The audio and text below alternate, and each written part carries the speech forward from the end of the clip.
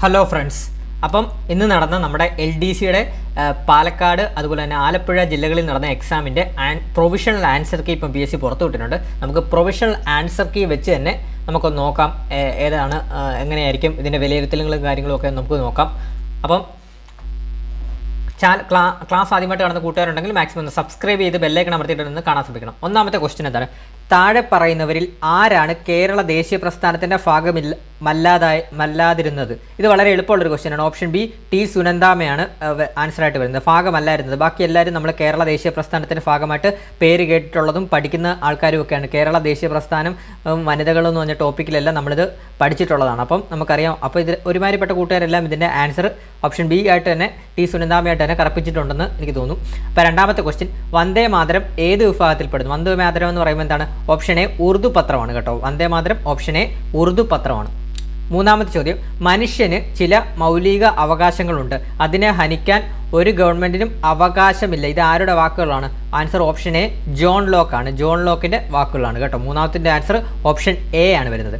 നാലാമത്തെ ചോദ്യം, സന്യാദ് സെന്നിൻ്റെ തത്വങ്ങൾ ഏവ? സന്യാദ് സെന്നിൻ്റെ തത്വങ്ങൾ ഏതൊക്കെയാണ്? ദേശീയത വരും. ദേശീയത, അതുപോലെ തന്നെ ജനാധിപത്യം, പിന്നെ ഏതാണ്? സോഷ്യലിസം. ദേശീയത, ജനാധിപത്യം, സോഷ്യലിസമാണ്. അപ്പോൾ ഓപ്ഷൻ സി ആണ് PSCയുടെ ആൻസർ വരുന്നത്. 1, 2, 3 ആൻസറായിട്ട് വരുന്നത്. പിന്നെ അഞ്ചാമത്തെ ചോദ്യം, UN ഇപ്പോൾ എത്ര അംഗങ്ങളാണുള്ളത്?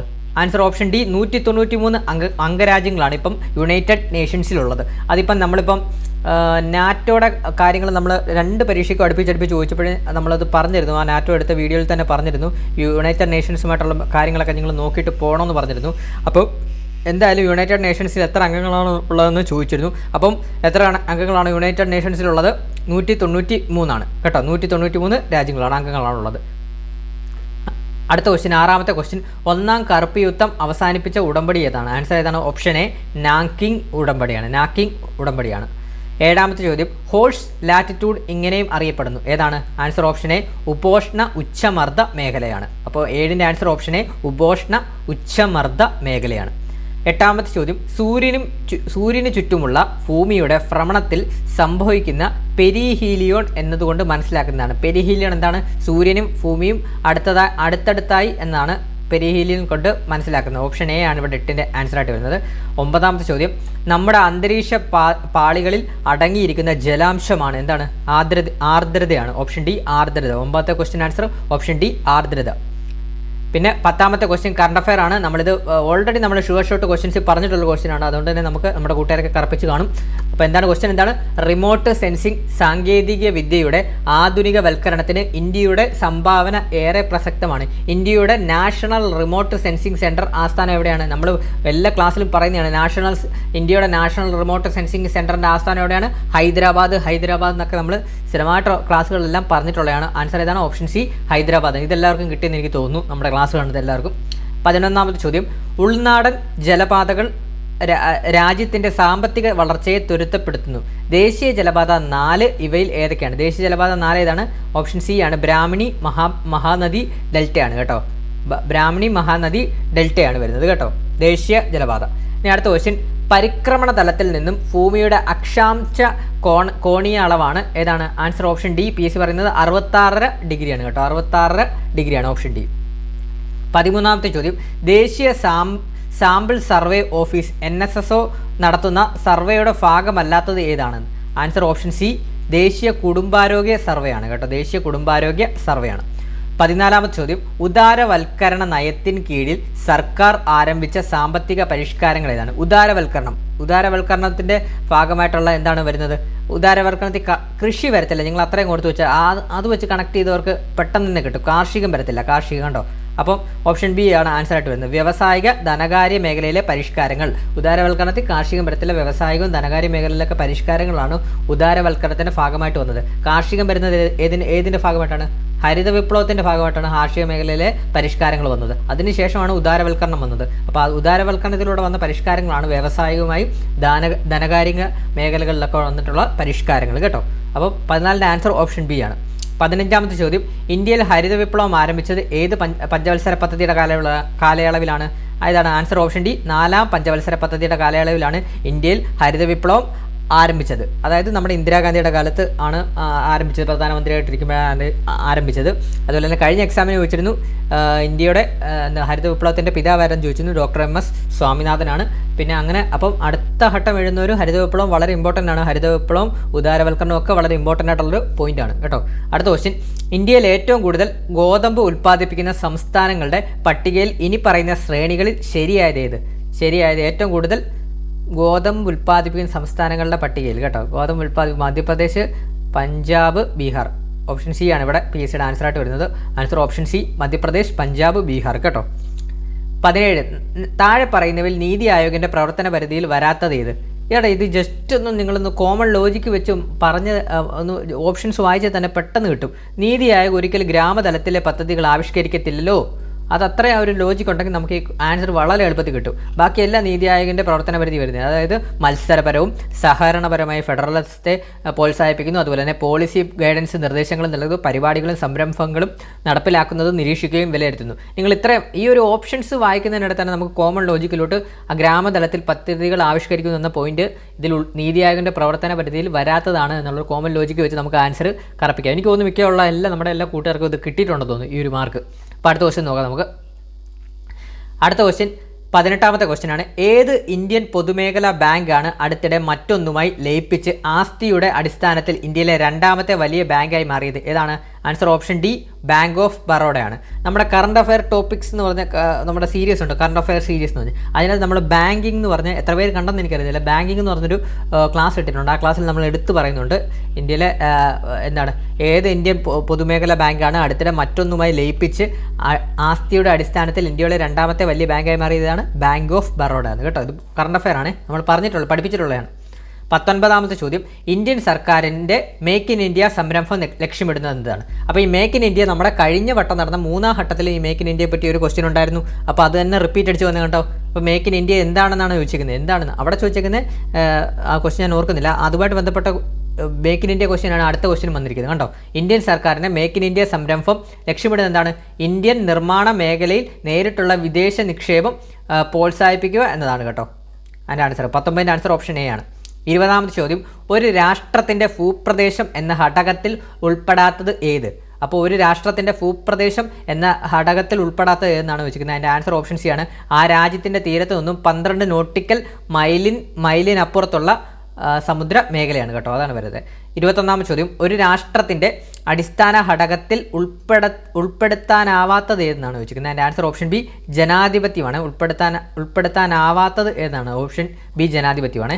പിന്നെ 22ാമത്തെ ചോദ്യം, താഴെ പറയുന്ന അവകാശങ്ങളിൽ രാഷ്ട്രീയ അവകാശങ്ങൾ എന്ന ഗണത്തിൽപ്പെടുന്നവ എന്തൊക്കെയാണ്? രാഷ്ട്രീയ അവകാശങ്ങൾ അപ്പോൾ എന്തൊക്കെയാണ് നമുക്ക് രാഷ്ട്രീയ അവകാശങ്ങൾ എന്ന ഗണത്തിൽ പെടുന്നത് ഏതൊക്കെയാണെന്നാണ് വെച്ചിരിക്കുന്നത്. പെടുന്നതാണ്. ഇപ്പോൾ നോക്കാം നമുക്ക് എന്തൊക്കെയാണ്. ഒന്നാമത്തെ എന്താണ്? ഔദ്യോഗിക സ്ഥാനങ്ങൾ വഹിക്കാനുള്ള അവകാശം, അത് വരും. ഔദ്യോഗിക സ്ഥാനങ്ങൾ വഹിക്കാനുള്ള അവകാശം വരും. ഗവൺമെൻറ്റിനെ വിമർശിക്കാനുള്ള അവകാശം, അതും വരും. പിന്നെ ഏതാണ്? ഇന്ത്യയിലുടനീളം സഞ്ചരിക്കാനുള്ള അവകാശം. അതിപ്പം രാഷ്ട്രീയ അവകാശങ്ങൾ എന്ന ഗണത്തിൽ താഴെ പറയുന്നത് അതൊരു പ്രത്യേക അവകാശമായിട്ട് വരുന്നില്ല. അപ്പം എന്താണ്? സാർവത്രിക പ്രായപൂർത്തി വോട്ടവകാശം. അപ്പം ഇതിനകത്ത് വരുന്നതെന്ന് പറഞ്ഞാൽ പി സിയുടെ ആൻസർ 1, 2, 4 ആണ്. ഓപ്ഷൻ ഡി ആണ് വരുന്നത് കേട്ടോ. 1, 2, 4 ആണ് ഇവിടെ ആൻസറായിട്ട് വരുന്നത് കേട്ടോ. 23ാമത്തെ ചോദ്യം നോക്കാം.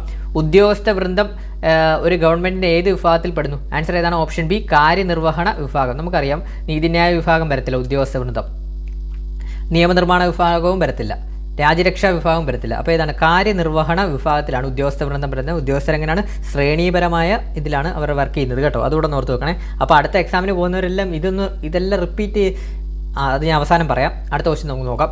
താഴെ കൊടുത്തിരിക്കുന്നവയിൽ രാജ്യസഭയുമായി ബന്ധപ്പെട്ട തെറ്റായ വസ്തുതകൾ ഏതെല്ലാം? രാജ്യസഭയുമായി ബന്ധപ്പെട്ട തെറ്റായ വസ്തുതകൾ ഏതെല്ലാം എന്നാണ് ചോദിച്ചിരിക്കുന്നത്. നോക്കാം നമുക്ക്. രാജ്യസഭാ സ്പീക്കർ സ്ഥാനം ഉപരാഷ്ട്രപതി വഹിക്കുന്നു. ശരിയായിട്ടുള്ള സ്റ്റേറ്റ്മെൻ്റ് ആണ്. പിന്നെ രാജ്യസഭ ഒരു സ്ഥിരം സഭയല്ല, തെറ്റാണ്. രാജ്യസഭ ഒരു സ്ഥിരം സഭയാണ്. രാജ്യസഭയിൽ അംഗങ്ങൾ 5 വർഷത്തേക്ക് തിരഞ്ഞെടുക്കും, തെറ്റാണ്. രാജ്യസഭയിൽ അംഗങ്ങൾ 6 വർഷത്തേക്കാണ് തിരഞ്ഞെടുക്കുന്നത്.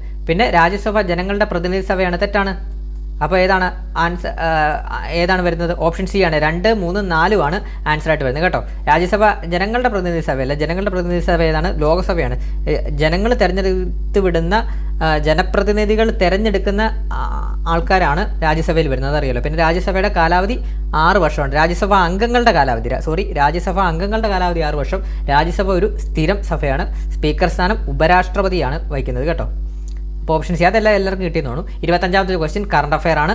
ശ്രീ വി മുരളീധരൻ MP കേന്ദ്ര ഗവൺമെൻറ്റിൽ ഏത് വിഭാഗത്തിൽപ്പെടുന്ന മന്ത്രിസ്ഥാനമാണ് കൈകാര്യം ചെയ്തിരിക്കുന്നത്? ഇതെനിക്ക് തോന്നുന്നു അല്പം പത്രം വായിക്കുന്നതും ന്യൂസ് കാണുന്നതുമായിട്ടുള്ള എല്ലാ കൂട്ടുകാർക്കും ഇത് കിട്ടിക്കാണും. അതായത് ഓപ്ഷൻ ബി സഹമന്ത്രി. ഇതിന് പ്രത്യേകിച്ച് ഒരു ക്ലാസ്സോ ഒന്നും എടുക്കേണ്ട ഒരു ആവശ്യമേ ഇല്ല. കാരണം നമ്മൾ റഷ്യ യുക്രൈനൊക്കെ യുദ്ധം നടന്നപ്പം നമ്മുടെ ഈ വി മുരളീധരൻ MP അദ്ദേഹം കൈകാര്യം ചെയ്ത വകുപ്പായിരുന്നു വിദേശകാര്യ സഹമന്ത്രിയായിരുന്നു അദ്ദേഹം സഹമന്ത്രിയായിട്ട് പോലും ഉക്രൈനിലുള്ള കുട്ടികളെയൊക്കെ ഇങ്ങോട്ട് കൊണ്ടുവരാനും ഒക്കെ ഭയങ്കര പത്രസമ്മേളനവും കാര്യങ്ങളും ഇടപെടലും ഒക്കെ നടത്തിയിട്ടുണ്ട്. നമ്മൾ നിരന്തരം ന്യൂസ് വായിച്ചാണ്. അപ്പം ശ്രീ വി മുരളീധരൻ MP കേന്ദ്ര ഗവൺമെൻറ്റിൽ ഏത് വിഭാഗത്തിൽപ്പെടുന്ന മന്ത്രിസ്ഥാനമാണ് കൈകാര്യം ചെയ്തിരുന്നത്?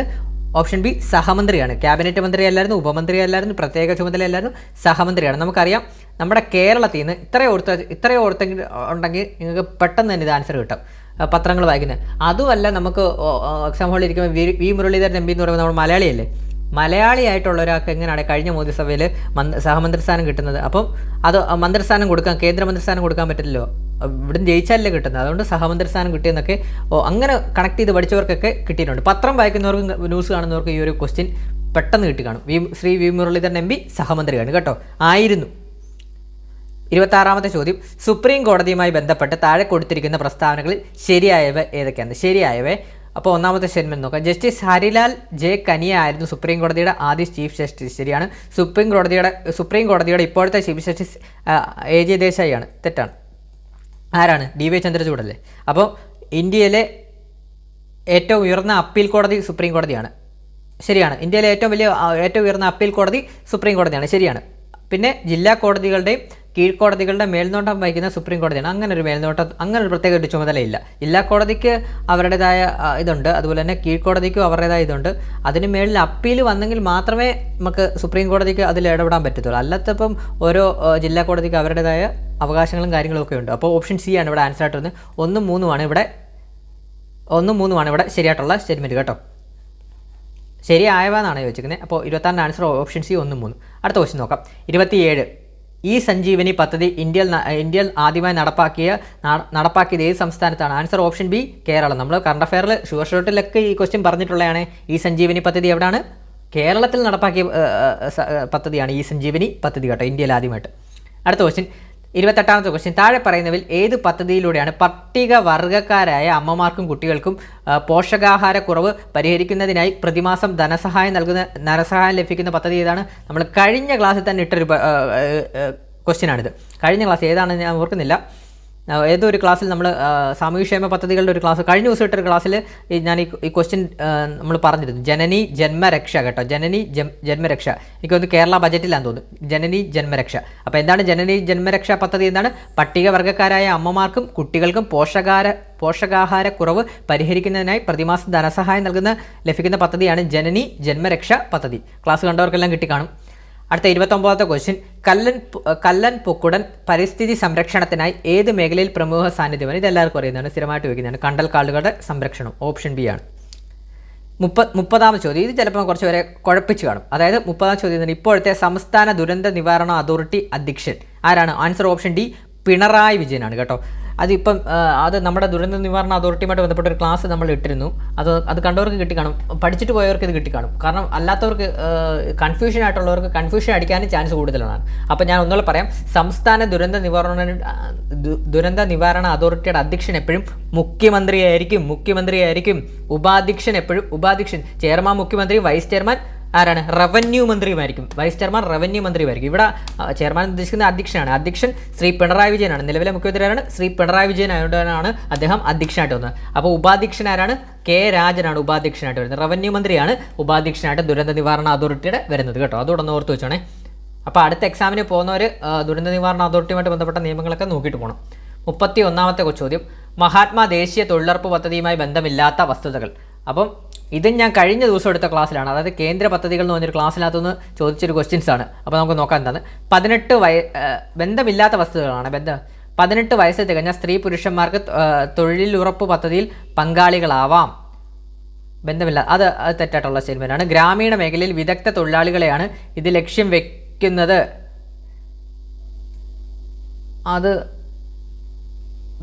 ഇതും ശരിയായിട്ടുള്ള സ്റ്റേറ്റ്മെൻ്റ് ആണ്. ഗ്രാമീണ മേഖലയിൽ തൊഴിൽ ലഭ്യമല്ലെങ്കിൽ അടിസ്ഥാന തൊഴിലില്ലായ്മ ആനുകൂല്യം നൽകേണ്ടതില്ല.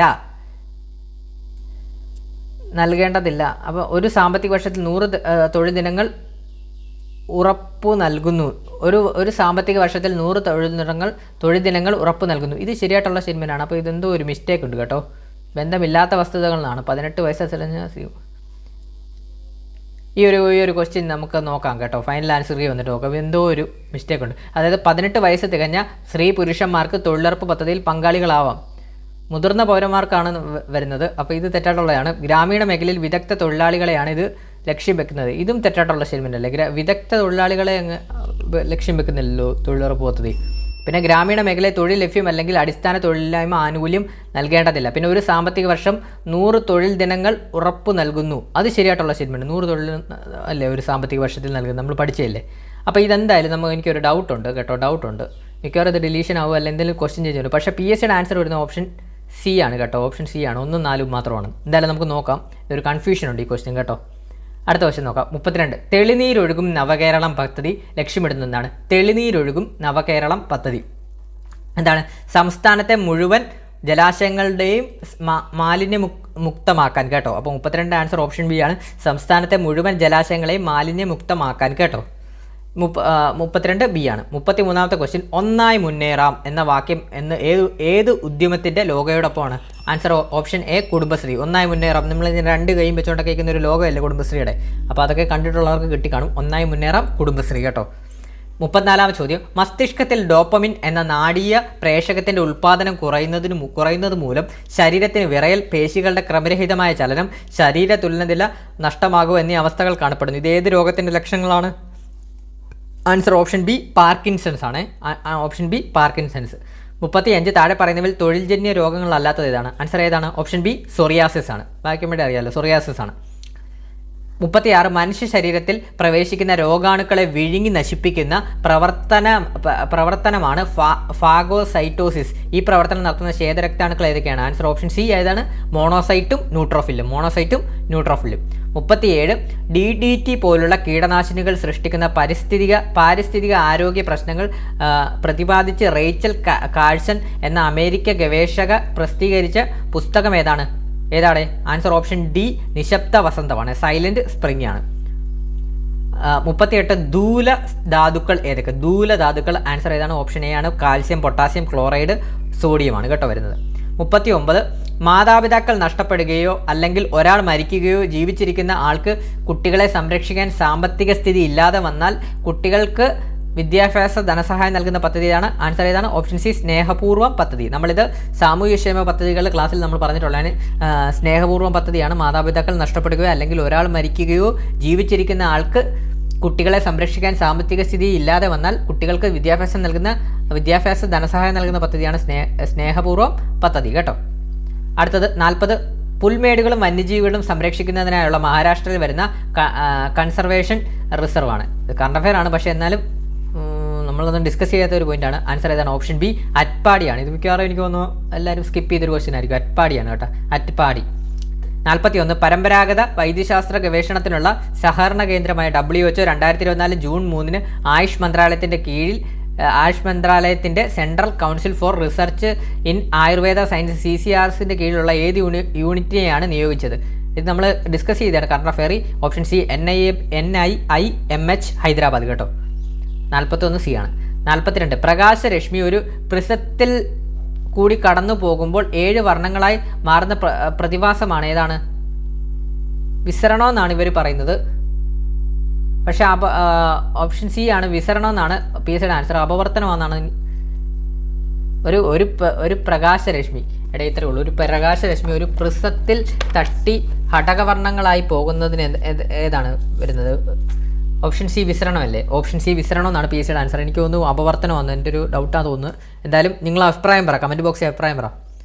എല്ലാവർക്കും ഇപ്പോൾ എല്ലാം ഓർത്തിരിക്കാൻ പറ്റത്തില്ലോ. അപ്പോൾ 43ാമത്തെ ചോദ്യം. ലോ ഓഫ് ഇനേഷ്യ അറിയപ്പെടുന്ന ന്യൂട്ടൻ്റെ ചലനനിയമം ഏതാണ്? ഒന്നാം ചലനനിയമമാണ്. ഓപ്ഷൻ എ ന്യൂട്ടൻ്റെ ഒന്നാം ചലന നിയമം. 44. ഹൈഡ്രോളിക് ലിഫ്റ്റിൻ്റെ പ്രവർത്തനത്വം ഏതാണ്? പാസ്കൽസ് നിയമം. കഴിഞ്ഞ എക്സാമിനും ഇതേ ക്വസ്റ്റ്യൻ അല്ലായിരുന്നു. പാസ്കൽസ് നിയമമായിട്ട് ബന്ധപ്പെട്ട് 31 നടന്ന എക്സാമിനും ചോദിച്ചിരുന്നു. അപ്പോൾ 44 C. Option C answer Pascal's നിയമം. 45. ട്രെയിൻ 18 എന്നറിയപ്പെടുന്ന എക്സ്പ്രസ് ട്രെയിൻ ഏത്? വളരെ എളുപ്പമുള്ള question. Answer option B Vande Bharat express 46 നമ്മുടെ ബേസ് ക്വസ്റ്റ്യൻ കറണ്ട് അഫയറിൻ്റെ. ചാന്ദ്രയാൻ 3ൻ്റെ ചാന്ദ്രയാൻ 3ൻ്റെ ലാൻഡറിൻ്റെ പേരെന്താണ്? ആൻസർ ഓപ്ഷൻ എ വിക്രമാണ്. വിക്രം. 47 ആധുനിക ആവർത്തന പട്ടികയിലെ അറ്റോമിക നമ്പർ ഏറ്റവും കൂടിയ മൂലകത്തിൻ്റെ പേരെന്താണ്? ആൻസർ ഓപ്ഷൻ എ ആണ്, ഒഗാനസൺ. 48 ഏത് നിശ്ചിത അനുപാതത്തിൽ ഏതെല്ലാം ഗാഢ ആസിഡുകൾ ചേർന്നാണ് അക്വാറീജിയ ലഭിക്കുന്നത്? ഇതേ ക്വസ്റ്റ്യൻ തന്നെ നമ്മൾ അക്വാറീജിയ എന്താണ്? രാജകീയ ദ്രാവകമാണ് അക്വാറീജിയുമായിട്ട് ബന്ധപ്പെട്ട് നമ്മുടെ ട്രിവാൻഡ്രം LDCയുടെ ആദ്യ ഘട്ടത്തിലെ പരീക്ഷയിൽ ഇതേ സെയിം ക്വസ്റ്റ്യൻ ചോദിച്ചു. ഏതാണ്? നമ്മൾ അന്നേരം പഠിപ്പിച്ചതാണ്. ഓപ്ഷൻ ബി 1HNO3:3HCl കേട്ടോ. ഓപ്ഷൻ ബി ആണ് ഇവിടെ ആൻസർ ആയിട്ട് വരുന്നത്. അടുത്ത ക്വസ്റ്റ്യൻ നോക്കാം. 49 ശാസ്ത്രജ്ഞനും അവർ മൂലകങ്ങളെ വർഗീകരിച്ചിരിക്കുന്ന ബന്ധവും താഴെ നൽകിയിരിക്കുന്നു. അതിൽ ഏറ്റവും ശരിയായത് തിരഞ്ഞെടുക്കണം. ഹെൻറി മോസ്ലി അറ്റോമിക നമ്പർ, അതുപോലെ തന്നെ മെൻഡലീഫ് അറ്റോമിക മാസ്, ന്യൂലാൻസ് ന്യൂലാൻസ് അഷ്ടക നിയമം, ഡൊബറൈൻ തൃകങ്ങൾ. ഓപ്ഷൻ ഡി ആണ് ഇവിടെ വരുന്നത്. 1C 2A 3D 4B കേട്ടോ. 50ാമത്തെ ക്വസ്റ്റ്യൻ ഏറ്റവും കാഠിന്യമുള്ള ലോഹം ഏതാണ്? ആൻസർ ഏതാണ്? ഓപ്ഷൻ സി ക്രോമിയമാണ് കേട്ടോ. Option C ക്രോമിയമാണ്. 51 താഴെ നൽകിയിരിക്കുന്ന ഗ്രാഫുകളിൽ ഏതാണ് ബോയിൽ നിയമം അനുസരിക്കാത്തത്? ഏതാണ് ബോയിൽ നിയമം അനുസരിക്കാത്തത്? ആൻസർ ഓപ്ഷൻ ഡി ആണ് വരുന്നത് കേട്ടോ. 52ാമത്തെ ചോദ്യം. ഇതെപ്പോഴും ഈ ഗ്രാഫിൻ്റെ കാര്യം എപ്പോഴും ചോദിക്കുന്നത് നമുക്കറിയാം. ബോയിൽ നിയമവും ചാൾസ് നിയമവും ഒക്കെയാണ് ഗ്രാഫിൻ്റെ ചോദിക്കുന്നത്. അപ്പം അത് നോക്കിയിട്ട് പോയവർക്ക് ഇത് കിട്ടിക്കാണും. 52ാമത്തെ ചോദ്യം. താഴെ നൽകിയിരിക്കുന്നതിൽ SK പൊറ്റക്കാടിൻ്റെ രചനകൾ മാത്രം ഉൾപ്പെട്ടത് ഏതെന്നാണ് ചോദിക്കുന്നത്? ആൻസർ ഓപ്ഷൻ എ വിഷകന്യക, ചന്ദ്രകാന്തം, ബാലിദ്വീപ്, എൻ്റെ വഴി അമ്പലങ്ങൾ കേട്ടോ. 53 ഋഷി ശൃംഗനും അലക്സാണ്ടറും എന്ന നാടകം രചിച്ചത് ആരാണ്? Answer option C Vyloppilli Sreedhara Menon. 54 Tokyo ഒളിമ്പിക്സിൽ നീരജ് ചോപ്ര ജാവലിൻ ത്രോ മത്സരത്തിൽ സുവർണ്ണ നേട്ടം കൈവരിക്കാൻ താണ്ടിയ ദൂരം എത്രയാണ്? 87.58 മീറ്റർ. നമ്മുടെ ടെലഗ്രാം ചാനലിലെല്ലാം നമ്മൾ സ്ഥിരമായിട്ട് ഇതെടുത്ത് ഇട്ടയാണ്. 87.58 മീറ്റർ കേട്ടോ. നീരജ് ചോപ്രയുടെ ജാവലിൻ ത്രോ മത്സരത്തിൽ സുവർണ്ണ നേട്ടം കൈവരിക്കാൻ താണ്ടിയ ദൂരം 87.58 മീറ്റർ കേട്ടോ. 55 ഗബ്രിയൽ ഗാർസിയ മാർക്കേസിൻ്റെ മരണാനന്തരം പ്രസിദ്ധീകരിച്ച അദ്ദേഹത്തിൻ്റെ നോവൽ ഏതാണ്? ആൻസർ ഓപ്ഷൻ ബി ആൻഡ്രിയൽ ഓഗസ്റ്റ് കേട്ടോ. 56 അന്താരാഷ്ട്ര ഫ്യൂച്ചർ സിനിമാ വിഭാഗത്തിൽ 2024 ഓസ്കാർ പുരസ്കാരം ലഭിച്ച സിനിമ ഏതാണ്? Answer option C the zone of interest ആണ്. നമ്മുടെ ഇതെന്താണ് ഇവിടെ ക്വസ്റ്റ്യൻ? ഇവിടെ കൺഫ്യൂഷൻ വന്നിട്ടുണ്ടോ എന്ന് എനിക്കറിയില്ല. കുറച്ച് കൂട്ടുകാർക്ക് വരാൻ ചാൻസ് ഉണ്ട്. ഫ്യൂച്ചർ സിനിമയാണ്. അന്താരാഷ്ട്ര ഫ്യൂച്ചർ സിനിമാ വിഭാഗത്തിൽ 2024 ഓസ്കാർ പുരസ്കാരം നേടിയതാണ്. ദ സോൺ ഓഫ് ഇൻട്രസ്റ്റ് ആണ്. ഓപ്പൺഹൈമർ എന്താണ്? 2022 ഓസ്കാറിലെ മികച്ച ചിത്രമാണ് ഓപ്പൺഹൈമർ കേട്ടോ. ഓപ്പൺഹൈമർ മികച്ച ചിത്രവും അന്താരാഷ്ട്ര feature cinema the zone of ഇൻട്രസ്റ്റും ആണ്. പിന്നെ ദ പുവർ തിങ്സ് എന്ന് പറഞ്ഞത് എന്താണ്? നമ്മുടെ 2024 ഓസ്കാറിലെ മികച്ച നടിയായിട്ട് തിരഞ്ഞെടുത്ത ആരാണ്? എമാ സ്റ്റോണിനെയാണ്. അപ്പോൾ എമാ സ്റ്റോണിന് മികച്ച നടിയായിട്ട് അഭിനയിച്ച സിനിമ ഏതാണ്? അതാണ് പുവർ തിങ്സ് കേട്ടോ. ഇതിൻ്റെ answer option C the zone of interest ആണ് കേട്ടോ. 57 നമ്മൾ കേട്ടത് കണ്ടത് ചൊല്ലാൻ നാക്കിന് കഴിയട്ടെ, തിന്മകൾ കണ്ടാൽ കുത്തിക്കീറാൻ കൊക്കിന് കഴിയട്ടെ. ഈ വരികൾ രചിച്ച കവി ആര്? ആൻസർ എ ഓപ്ഷൻ എ ആണ്, അയ്യപ്പ പണിക്കരാണ് കേട്ടോ. 58 രചനകളും ചേരുമ്പടി ചേർക്കും. ഇതൊക്കെ ഇച്ചിരി ടഫായിട്ടുള്ളതാണ്. രാമപുരത്ത് വാര്യർ ഏതാണ്? കുചേലവൃത്തം. അതുപോലെ തന്നെ കുഞ്ചൻ നമ്പ്യാർ ഏതാണ്? ഘോഷയാത്ര. സുഭാഷ് ചന്ദ്രൻ ഏതാണ്? പർദീസാനഷ്ടം. അതുപോലെ തന്നെ കാളിദാസൻ ഋതുസംഹാരം കേട്ടോ. അപ്പോൾ ഇതിൻ്റെ ആൻസർ ഓപ്ഷൻ എ ആണ്. 1C 2D 3B 4A ആണ്. 59 ഒരു നെറ്റ്വർക്ക് ഹബിൻ്റെ കാര്യത്തിൽ ശരിയായ പ്രസ്താവനകൾ ഏതെല്ലാം? ശരിയായ പ്രസ്താവന. ഒരു പ്രൈവറ്റ് നെറ്റ്വർക്കിലെ വിവിധ കമ്പ്യൂട്ടറുകളെ തമ്മിൽ ബന്ധിപ്പിക്കാൻ ഉപയോഗിക്കുന്നത്. ശരിയായിട്ടുള്ളതാണ്. ഡാറ്റ പാക്കറ്റുകൾ സ്വീകർത്താവിന് മാത്രം അയക്കുന്നു. തെറ്റായിട്ടുള്ളതാണ്. ഹബിന് ഒരു ഇൻപുട്ട് പോർട്ടും ഔട്ട്പുട്ട് പോർട്ടും ഉള്ളതാണ്. തെറ്റായിട്ടുള്ളതാണ്. അപ്പോൾ ഇതിൻ്റെ ആൻസർ ഏതാണ്? ശരിയായിട്ടുള്ള ഓപ്ഷൻ സി ആണ്. 1 മാത്രം ശരിയാണ്. 60ാമത്തെ ചോദ്യം. സ്പ്രെഡ്ഷീറ്റ് സോഫ്റ്റ്വെയറിൽ സങ്കീർണമായ കണക്കുകൂട്ടലുകൾ നടത്തുന്നതിനുള്ള എളുപ്പമാർഗ്ഗം ഏതാണ്? ആൻസർ ഏതാണ്? ഓപ്ഷൻ ബി ഫങ്ഷൻസ് ആണ് കേട്ടോ. ഫങ്ഷൻസ്. 61 ഒരു വയർലെസ് റൂട്ടറിൻ്റെ പരിധി വിപുലീകരിക്കാൻ താഴെ പറയുന്നതിൽ ഏത് ഉപകരണത്തെയാണ് സാധിക്കുക? വയർലെസ് റിപ്പീറ്റർ ആണ് കേട്ടോ. Wireless repeater option A. 62 ഒരു പോയിന്റിംഗ് ഇൻപുട്ട് ഡിവൈസിന് ഉദാഹരണം ഏതാണ്? Option B mouse. വളരെ എളുപ്പം. ഓപ്ഷൻ ബി മൗസ് അല്ലേടെ പോയിന്റ് ചെയ്യുന്ന ഇൻപുട്ട് ഡിവൈസ് മൗസ് ആയിരിക്കും. ബാക്കിയൊന്നും പോയിന്റിംഗ് അല്ല. സ്കാനർ, കീബോർഡ്, OMR ഒന്നും പോയിന്റിംഗ് അല്ല കേട്ടോ. അടുത്തത് 63 ഇന്ത്യയിൽ ഏറ്റവും കൂടുതൽ ഉപയോഗിക്കുന്ന വെബ് ബ്രൗസർ ഏതാണ്? അതും വളരെ എളുപ്പമാണ്. Option B Google Chrome. നമ്മളെല്ലാം യൂസ് ചെയ്യുന്ന ഗൂഗിൾ ക്രോം അല്ലേ? അപ്പോൾ അങ്ങനെ അങ്ങ് ചിന്തിച്ചങ്ങ് കണക്ട് ചെയ്തങ്ങ് കറപ്പിച്ച് കാണും നമ്മുടെ കൂട്ടുകാരെ എനിക്ക് തോന്നുന്നു. ഒരു പക്ഷേ ഗൂഗിൾ ക്രോം ആണ് അതിൻ്റെ ആൻസർ ആയിട്ട്. നമ്മളെല്ലാം എന്ത് കാര്യത്തിനും നമ്മൾ ഗൂഗിൾ ക്രോമിലാണ് ഫസ്റ്റ് നോക്കുന്നത് കേട്ടോ. പിന്നെ 64 പോക്സോ നിയമത്തിലെ ഏത് വകുപ്പാണ് കുട്ടിയെ അശ്ലീല ആവശ്യങ്ങൾ ഒക്കെ ഉപയോഗിക്കുന്നതിനുള്ള ശിക്ഷയെക്കുറിച്ച് പ്രതിപാദിക്കുന്നത്? ആൻസർ ഓപ്ഷൻ ഡി വിഭാഗം 14. ഈ വിഭാഗം എന്ന് പറയുന്നത് വകുപ്പാണ് ഇവർ ഓരോ ടേം അനുസരിച്ച് അങ്ങ് പറയുവാണ്. മനസ്സിലായല്ലേ? വകുപ്പ് എന്ന് അങ്ങ് ഇട്ടാൽ പോരെ. ഇപ്പോൾ വിഭാഗം എന്ന് ഉദ്ദേശിക്കുന്നത് എന്താണ്? വകുപ്പിനെ തന്നെയല്ലേ ഉപയോഗിക്കുന്നത്. അപ്പോൾ നമുക്ക് എക്സാം ഹോളിൽ ഇരിക്കുമ്പോൾ ഈ വിഭാഗവും വകുപ്പും ഒക്കെ കാണുമ്പോൾ നമുക്ക് അവിടെ കൺഫ്യൂഷനാണ് അടിക്കുന്നത്. അതിന് നമ്മളെ കൺഫ്യൂഷൻ അടിപ്പിക്കാൻ വേണ്ടിയാണ് ഇവന്മാർ ഇങ്ങനെയുള്ളതൊക്കെ ഇടുന്നത്. ഇങ്ങനെയുള്ളതൊക്കെ ഇടുന്നത്. ഞാൻ ഒരു മിനിറ്റ് ഞാൻ നോക്കട്ടെ. പോക്സോ ആക്ട് സെക്ഷൻ വിഭാഗം 14 പോക്സോ നിയമത്തിലെ ഏത് വകുപ്പാണ് കുട്ടിയെ അശ്ലീല ആവശ്യങ്ങൾക്ക് ഉപയോഗിക്കുന്നതിനുള്ള ശിക്ഷയെക്കുറിച്ച് പ്രതിപാദിക്കുന്ന? വിഭാഗം 14 ഓപ്ഷൻ ഡി വിഭാഗം 14. അടുത്ത 65 ഉപഭോക്തൃ സംരക്ഷണ നിയമം 2019 പ്രകാരം ഈ പോക്സോ ആക്ടിൻ്റെ ഒരു ക്ലാസ് നമ്മൾ ഇട്ടിട്ടുണ്ട്. ആ ക്ലാസ്സിനകത്ത് നമ്മൾ കൃത്യമായിട്ട് എല്ലാ വകുപ്പുകളെ കുറിച്ചും പറയുന്നുണ്ട് കേട്ടോ. അത് മാക്സിമം ഇനി അടുത്ത ഘട്ടത്തിലുള്ളവരൊക്കെ ഒന്ന് കാണാൻ ശ്രമിക്കുക. അടുത്ത ക്വസ്റ്റ്യൻ 65ാമത്തെ ക്വസ്റ്റ്യൻ ഉപഭോക്തൃ സംരക്ഷണ നിയമം 2019 പ്രകാരം സ്ഥാപിതമായ സെൻട്രൽ കൺസ്യൂമർ അതോറിറ്റി CCPA പ്രാഥമിക പ്രവർത്തനം എന്താണ്? ഉപഭോക്തൃ അവബോധം പ്രോത്സാഹിപ്പിക്കുന്നത്, ഉപഭോക്തൃ സാധനങ്ങൾ നിയന്ത്രിക്കുന്നത്, ഉപഭോക്താക്കളുടെ അവകാശങ്ങൾ സംരക്ഷിക്കുന്നതിനും നടപ്പിലാക്കുന്നതിനും, പരസ്യ നിലവാരം നിരീക്ഷിക്കാൻ. ജസ്റ്റ് ഒന്ന് വായിച്ചു നോക്കുമ്പോൾ തന്നെ ആൻസർ കിട്ടും. ഓപ്ഷൻ സി ആണ് ഉപഭോക്താക്കളുടെ അവകാശങ്ങൾ സംരക്ഷിക്കുന്നതിനും നടപ്പിലാക്കുന്നതും കേട്ടോ. അടുത്തത് 66ാമത്തെ ക്വസ്റ്റ്യൻ DV നിയമത്തിലെ ഏത് വകുപ്പാണ്? DV എന്താണ്? ഡൊമസ്റ്റിക് വയലൻസ് നിയമമല്ലേ? നിയമത്തിലെ ഏത് വകുപ്പാണ് ഗാർഹിക പീഡനത്തെ നിർവചിക്കുന്നത്? ആൻസർ ഏതാണ്? ഓപ്ഷൻ ബി വിഭാഗം 3. കണ്ടോ ഇവരെ ക്വസ്റ്റ്യനൊക്കെ ഇടുന്നുണ്ടോ? DV ഡൊമസ്റ്റിക് വയലൻസ് അല്ലേ? അത് നമ്മളെ മാക്സിമം കൺഫ്യൂസ് ആക്കി നമ്മളെ മാക്സിമം തെറ്റിക്കാനാണ് ഇവർ ശ്രമിക്കുന്നത്. അതാണ് ഇവിടെ നടക്കുന്നത്. 66ാമത്തെ ക്വസ്റ്റ്യൻ ആൻസർ ഓപ്ഷൻ ബി വിഭാഗം 3 ആണ് കേട്ടോ. 67 ഏത് നിയമപ്രകാരമാണ് NHRC നാഷണൽ ഹ്യൂമൻ റൈറ്റ് കമ്മീഷനാണ് സ്ഥാപിച്ചത്? ഓപ്ഷൻ എ അല്ലേ? വളരെ എളുപ്പമല്ലേ? അതെല്ലാവർക്കും കിട്ടിയെന്ന് എനിക്ക് തോന്നുന്നു. മനുഷ്യാവകാശ സംരക്ഷണ നിയമം 1993 കേട്ടോ. 1993.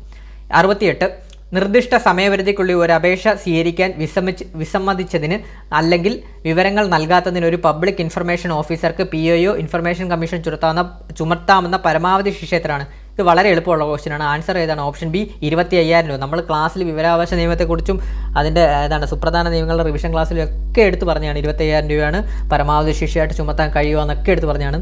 അതൊക്കെ കണ്ട കൂട്ടുകാർക്കെല്ലാം വളരെ എളുപ്പത്തിൽ കിട്ടിക്കാണും. 69 വിവരാവകാശ നിയമപ്രകാരം മുഖ്യ വിവരാവകാശ കമ്മീഷണർ, ഇൻഫർമേഷൻ കമ്മീഷണർ എന്നിവരുടെ പരമാവധി കാലാവധി എത്രയാണ്?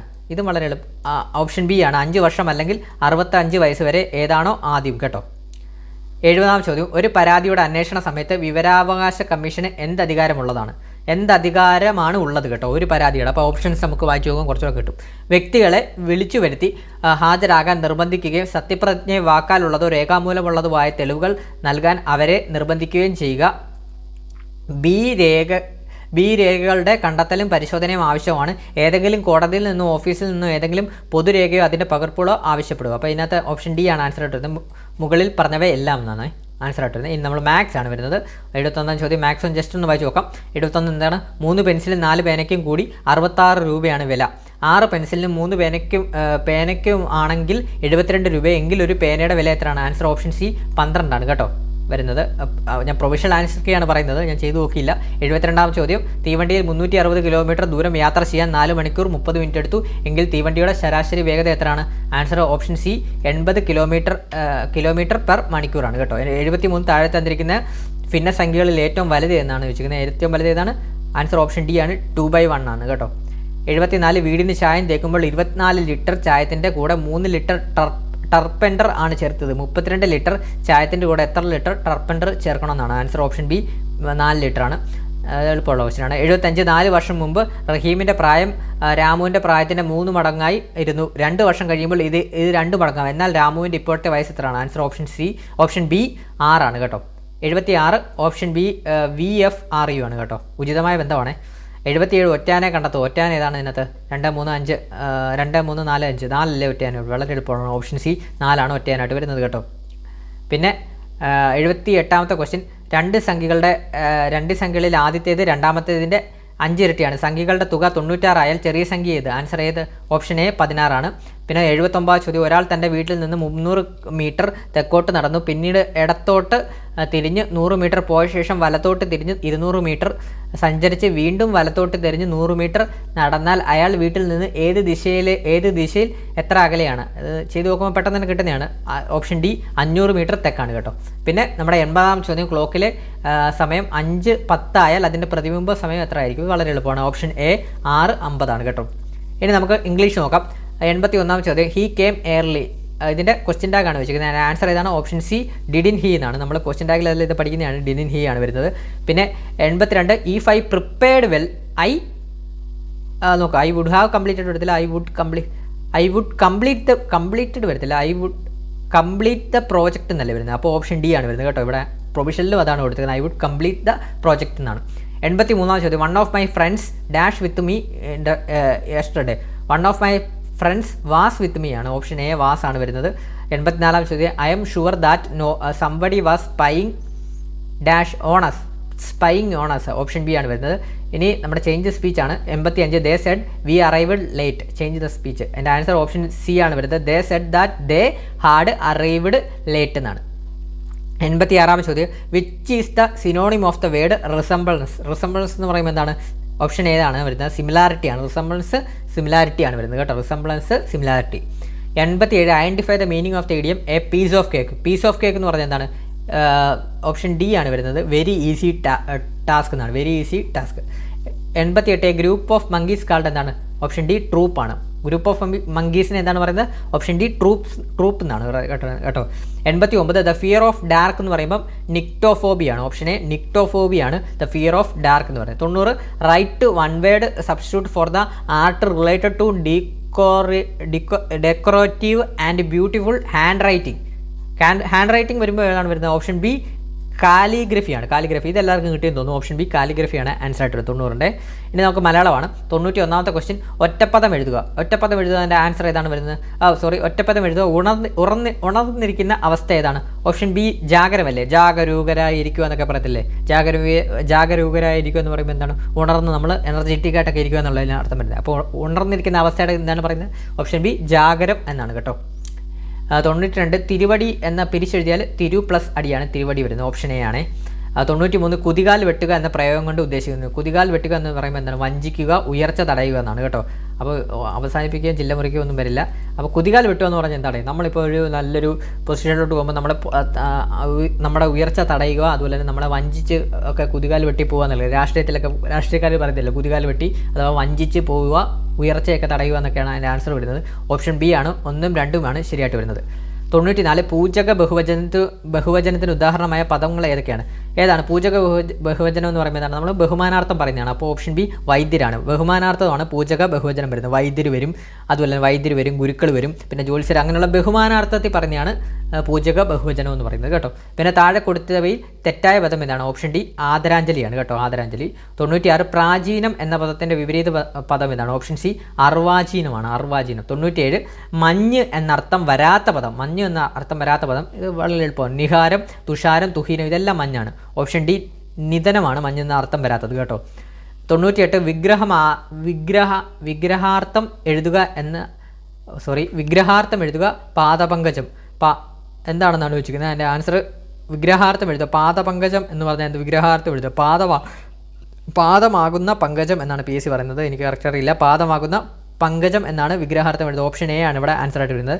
99, slow and steady wins the race എന്ന ആശയത്തിൽ ലഭിക്കുന്ന ചൊല്ല് താഴെ പറയുന്നതാണ്. Slow and steady wins the race എന്താണ്? മെല്ലെ തിന്നാൽ മുള്ളും തിന്നാം. വളരെ എളുപ്പം. മെല്ലെ തിന്നാൽ മുള്ളും തിന്നാം. 100ാമത്തെ ചോദ്യം എന്താണ്? ചേർത്ത് എഴുതുക. കടൽ പ്ലസ് പുറം എന്താണ്? കടപ്പുറം എന്നല്ലേ? നമ്മൾ കടപ്പുറം എന്നൊക്കെ അല്ലേ പറയുന്നത്. ഓപ്ഷൻ സി കടപ്പുറം. അപ്പോൾ ഇത്രയുമാണ് നമ്മുടെ ഇന്നത്തെ ഒരു ക്വസ്റ്റ്യൻസ് വരുന്നത്. അത്യാവശ്യം ആവറേജ് ആയിട്ടുള്ളൊരു ക്വസ്റ്റ്യൻ ആണ്.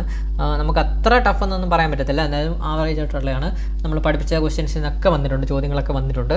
അതുപോലെ തന്നെ പഠിപ്പിച്ച ക്വസ്റ്റ്യൻസൊക്കെ മാത്സൊക്കെ വളരെ കുഴപ്പമില്ലാത്ത മാത്സാണ്. നമുക്ക് ഒരുമാതിരി പെട്ടവർക്കെല്ലാം ചെയ്യാൻ പറ്റുന്ന രീതിയിലുള്ള മാത്സ്. ഇംഗ്ലീഷ് ആയിക്കോട്ടെ, GK കുഴപ്പമില്ലായിരുന്നു.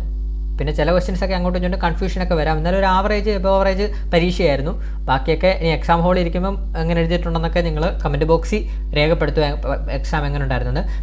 പിന്നെ ഞാൻ മെയിനായിട്ട് പറയാൻ കാര്യം അടുത്തെന്ന് പറഞ്ഞാൽ നമ്മൾ പോൾ ഇടുന്നുണ്ട്. ഇനിയിപ്പം പാലക്കാട് ജില്ലയ്ക്ക് സെപ്പറേറ്റ് ആയിട്ടും അതുപോലെ തന്നെ ആലപ്പുഴ ജില്ലയ്ക്കായിട്ട് സെപ്പറേറ്റ് ആയിട്ടും നമ്മൾ ഈ വീഡിയോ ഇട്ടതിന് ശേഷം തന്നെ ഉടനെ തന്നെ പോൾ ഇടുന്നുണ്ട്. ആ പോൾ മാക്സിമം നിങ്ങൾ പോൾ ചെയ്യാൻ ശ്രമിക്കുക. അപ്പോൾ ഈ പോൾ ചെയ്യുന്നതിൻ്റെ ഗുണം എന്തെന്ന് പറഞ്ഞാൽ ഇപ്പം നമുക്ക് ഒരു സേഫ് മാർക്കിലോട്ട് എത്തിയവരൊക്കെ ആ ടെൻഷൻ കുറയ്ക്കാൻ ഈ പോളിലൂടെ സാധിക്കും.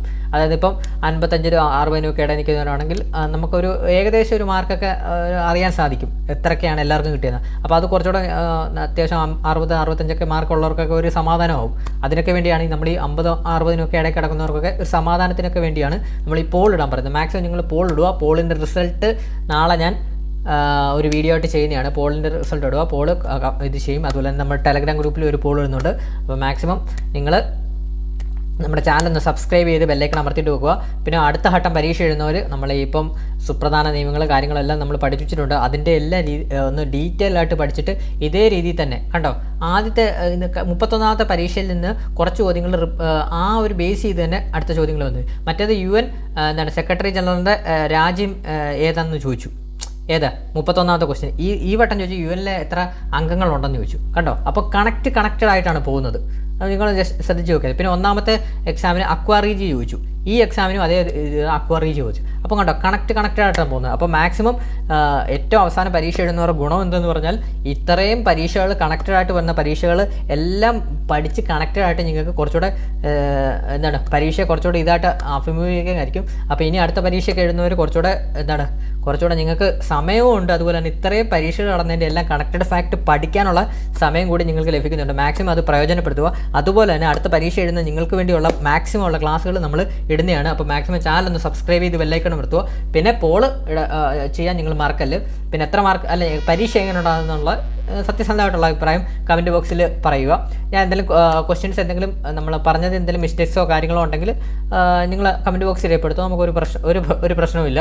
കാരണം നമ്മൾ മനുഷ്യരാണ്, എന്തെങ്കിലുമൊക്കെ തെറ്റുപറ്റാം കാര്യങ്ങളുള്ളൂ. അപ്പം എന്തെങ്കിലും ഉണ്ടെങ്കിൽ നിങ്ങൾ കമൻറ്റ് ബോക്സിൽ രേഖപ്പെടുത്തുക. അപ്പോൾ ഇത്രയൊക്കെ പറയാനുള്ളൂ. ബാക്കി എക്സാം എങ്ങനെ ഉണ്ടായിരുന്നു, നമ്മുടെ കൂട്ടുകാർക്കൊക്കെ എങ്ങനെ ഉണ്ടായിരുന്നുള്ളത് കമൻറ്റ് ബോക്സിൽ രേഖപ്പെടുത്തണേ. Thank you all.